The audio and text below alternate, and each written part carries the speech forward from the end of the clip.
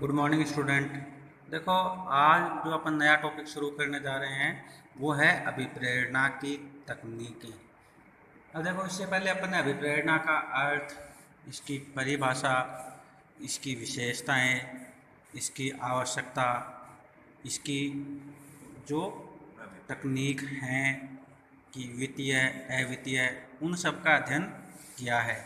आज अपन जो अलग अलग प्रबंध शास्त्री हैं और जिन्होंने क्या किया, प्रबंध की जो अलग अलग तकनीकें हैं कि या अपन कह सकते हैं कि प्रबंध की जो अलग अलग विधियां हैं, उन विधियों का क्या किया है, वर्णन किया है कि कौन कौन सी विधियां हम अपनाकर प्रबंध कार्यों को करते हुए अपने कर्मचारियों को कार्यों के लिए मोटिवेट कर सकते हैं। यानी कौन कौन से माध्यम हैं, उन माध्यमों को अपनाते हुए हम क्या कर सकते हैं, कर्मचारियों में कार्य भावना का विकास कर सकते हैं।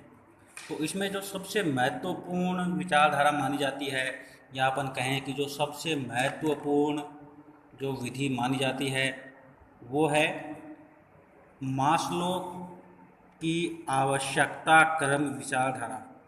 एक बहुत प्रसिद्ध मनोवैज्ञानिक और प्रबंध शास्त्री हुए हैं एएच मास्लो। इन्होंने क्या किया, सबसे पहले जो मानव व्यवहार है उसका अध्ययन किया और उसको प्रबंध कार्यों के साथ इन्होंने जोड़ा कि कैसे एक व्यक्ति है उसमें कार्यों के लिए हम उत्साहवर्धन कर सकते हैं। यानी कौन कौन सी उसकी मूलभूत आवश्यकताएं हैं कि यदि वो आवश्यकताएं उसकी पूरी होती रहे तो वो स्वतः ही कार्यों के लिए अभिप्रेरित होगा।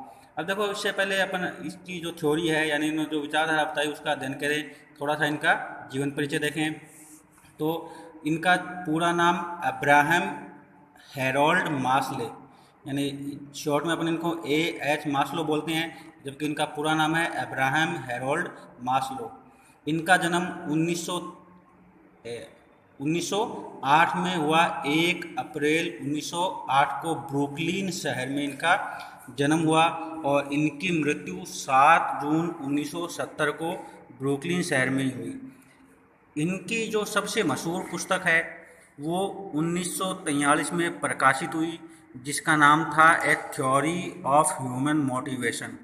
पुस्तक का नाम क्या था, ए थ्योरी ऑफ ह्यूमन मोटिवेशन, यानी मानव अभिप्रेरणा के सिद्धांत। और इस पुस्तक के प्रकाशन के बाद ही इन्हें प्रबंध जगत में एक प्रबंधक के रूप में पहचाना जाने लगा। और इन्होंने 1943 तक, इससे पहले क्या किया, जो जितने भी कर्मचारी वर्ग हैं उनके अलग अलग समूहों की अध्ययन किया और ये पता लगाया कि कैसे उनको कार्यों के लिए अभिप्रेरित किया जा सकता है। उसका भी देखो, इन्होंने बताया क्या कि इन्होंने एक अपना डायग्राम बनाया। देखो, ये वाला जो डायग्राम है ये इन्होंने बनाया और इस डायग्राम में इन्होंने मानव की जो 5 मूलभूत आवश्यकताएं हैं उन आवश्यकताओं का वर्णन किया। सबसे पहले देखो, शारीरिक आवश्यकता है, उसके बाद में सुरक्षात्मक आवश्यकता है, सामाजिक आवश्यकता है, अहंकारी आवश्यकताएं हैं और सबसे अंत में आत्म विकास की आवश्यकताएं। और इन्होंने इन आवश्यकताओं को 2 भागों में बांटा है। जो नीचे की 3 आवश्यकताएं हैं, शारीरिक, सुरक्षात्मक और सामाजिक आवश्यकता, इनको इन्होंने निम्न स्तरीय आवश्यकताएं बताई है कि ये आवश्यकताएं प्रत्येक व्यक्ति के लिए जरूरी है और जो सामान्य वर्ग के व्यक्ति हैं वो ही क्या कर सकते हैं, अपनी इन आवश्यकताओं की पूर्ति कर सकते हैं। उसके बाद में दूसरी है उच्च स्तरीय आवश्यकताएं, जिनका इन्होंने ऊपर वर्णन किया है, अहंकारी और आत्म विकास की आवश्यकताएं। तो इस तरह से उन्होंने अपनी जो आवश्यकताओं का क्रम है इनको 2 भागों में बांटा गया है। और इनका जो ये मॉडल है, यानी जिस मॉडल को इन्होंने बनाया है, ये मॉडल मास्लो का हिरार्की मॉडल के नाम से जाना जाता है। देखो, यहाँ मैंने लिखा हुआ है हिरार्की मॉडल।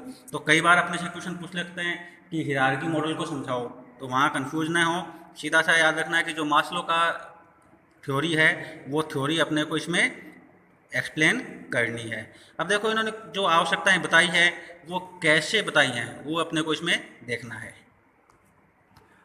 देखो, तो जो इसने 5 आवश्यकताएं बताई उसमें सबसे पहली है शारीरिक आवश्यकताएं। अब देखो, इस मॉडल को अपन समझे तो ये मॉडल ऊपर से नीचे से ऊपर की ओर कम हो रहा है। इसका मतलब कि जो अपनी आवश्यकताएं हैं ये सबसे पहली आवश्यकताएं हैं और फिर ये आवश्यकताएं धीरे धीरे संकुचित होती जाती है और अंत में अपनी स्थिति वो होती है कि अपन इनको प्राप्त करें ना करें कोई मतलब नहीं रहता। तो सबसे पहले है शारीरिक आवश्यकताएं। अब देखो यह मनुष्य की आधारभूत आवश्यकताएं होती हैं। आधारभूत यानी रोटी कपड़ा और मकान, और इनका पूरा होना प्रत्येक मनुष्य के लिए या उसके जीवन के लिए आवश्यक है। इन आवश्यकताओं को सबसे आवश्यक और प्रभावशाली आवश्यकता माना जाता है। प्रभावशाली का मतलब कि इन आवश्यकताओं की पूर्ति प्रत्येक स्थिति में मनुष्य करना चाहता है, यानी सही तरीके से यदि उसकी आवश्यकताओं की पूर्ति हो रही तो ठीक है, और यदि सही तरीके से नहीं हो तो यानी किसी भी गलत माध्यम से भी वो क्या करेगा, अपनी इन आवश्यकताओं की पूर्ति करेगा। इनमें रोटी कपड़ा मकान आराम नींद और सेक्स को शामिल किया जाता है। यानी 5 आवश्यकताएं बताई है, तो ये 5 आवश्यकताएं वो अपनी हर स्थिति में पूरी करना चाहता है। यदि इन आवश्यकताओं की पूर्ति नहीं हो पाती तो मनुष्य अपने जीवन निर्वाह नहीं कर सकता। यानी मान लो उसके पास रोटी नहीं है तो वो नहीं जी पाएगा, पहनने के लिए कपड़े नहीं है तो नहीं जी पाएगा, मकान नहीं है, आराम नींद इनमें से कुछ भी उसके पास नहीं है तो वो क्या नहीं कर पाएगा, जी नहीं पाएगा। और यह आवश्यकताएं अनंत होती हैं, यानी कभी भी ये आवश्यकताएं संतुष्ट नहीं होगी।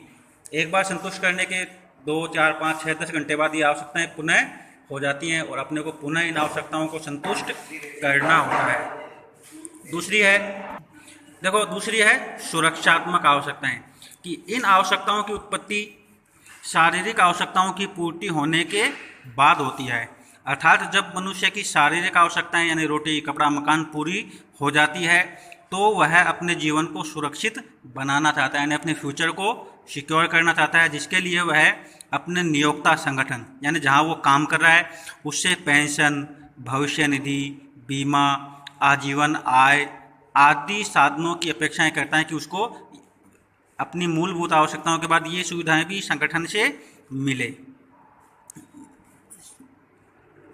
और संगठन उनकी इन आवश्यकताओं की क्या करे, पूर्ति करे। यदि उसको पता है कि संगठन अपने को जब अपन काम नहीं कर रहे होंगे तो भी क्या देगा, अपनी आय देगा, है ना, अपने को इंश्योरेंस दिलवा रहा है, अपना पीएफ यहाँ कट रहा है, अब रिटायर के बाद अपने को यहाँ पेंशन मिलेगी, तो वो उस संगठन में मन लगाकर अपने कार्यों को पूरा करता रहता है और कभी भी उसके मन में ये ख्याल नहीं आता कि अपन संगठन का त्याग करें।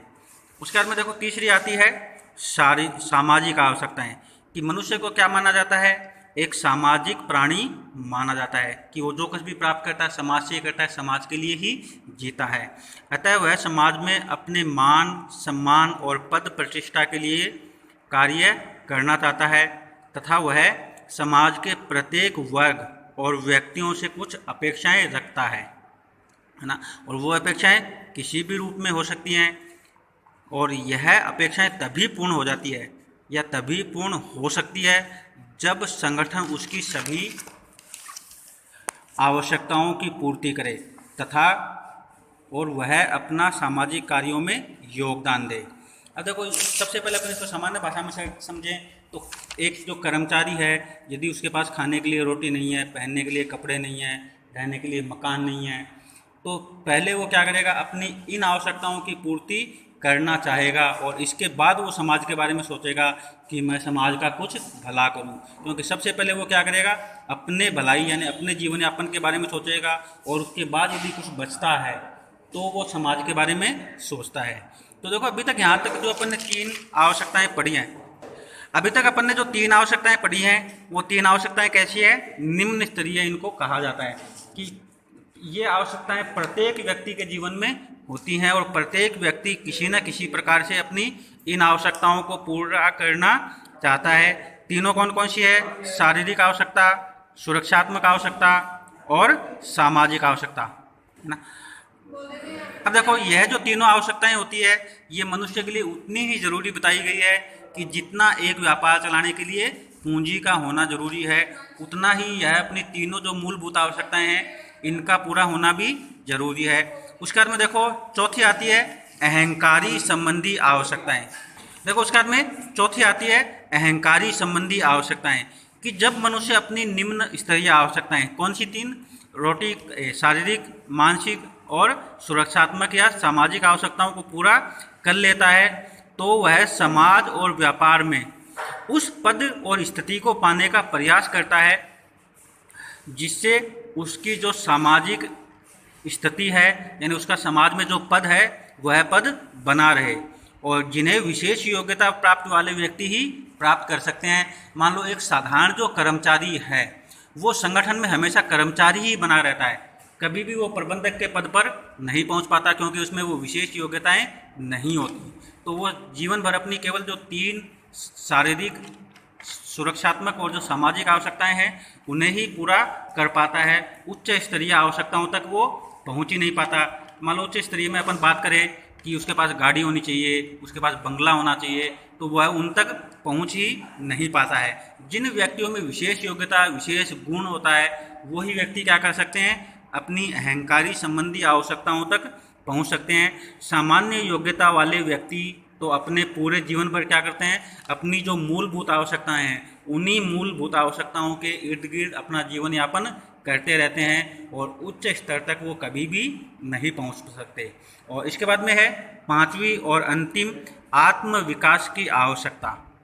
देखो आत्म विकास होता क्या है कि यह मनुष्य की सबसे अंतिम आवश्यकता होती है और इसमें उस कार्य, इच्छा को शामिल किया जाता है जिसे वह मनुष्य अपने जीवन में एक बार अवश्य पूर्ण करना चाहता है। यानी जब मनुष्य अपना जीवन प्रारंभ करता है तो उसके जीवन प्रारंभ करने के बाद ही उसके मन में कहीं ना कहीं एक ऐसी बात, ऐसी सोच या ऐसी विचारधारा होती है कि इन फ्यूचर यदि मेरे पास साधन होंगे तो मैं अपनी इस आवश्यकता को क्या करूँगा, पूरा करूँगा। जैसे कई व्यक्ति होते हैं उनमें होता है विश्व भ्रमण करने की, वो जीवन भर यही सोचते रहते हैं कि यदि मेरे पास पैसे होंगे तो मैं क्या करूँगा, एक बार वर्ल्ड टूर करके आऊँगा। दूसरा अपन इस उदाहरण माने तो कई व्यक्ति होते हैं उनमें चित्रकारी का शौक़ होता है या संगीत का शौक़ होता है और वो आवश्यकताएं वो कब पूरी करते हैं, जब उसकी शुरू की 4 आवश्यकताएं यानी शारीरिक आवश्यकता, सामाजिक आवश्यकता, सुरक्षात्मक और अहंकारी आवश्यकता पूरी हो जाती है। तो रिटायरमेंट के बाद यदि उसके पास वित्तीय साधन हैं तो वो क्या करता है, अपनी इन आवश्यकताओं को पूरा करता है क्योंकि उसे पता है कि अपने जो अपनी ज़िंदगी थी वो अब जी ली है और अपने को अब और कोई काम नहीं है। और यदि उसके पास उस समय साधन हो तो वो क्या करता है, अपनी उन आवश्यकताओं को पूरा करता है।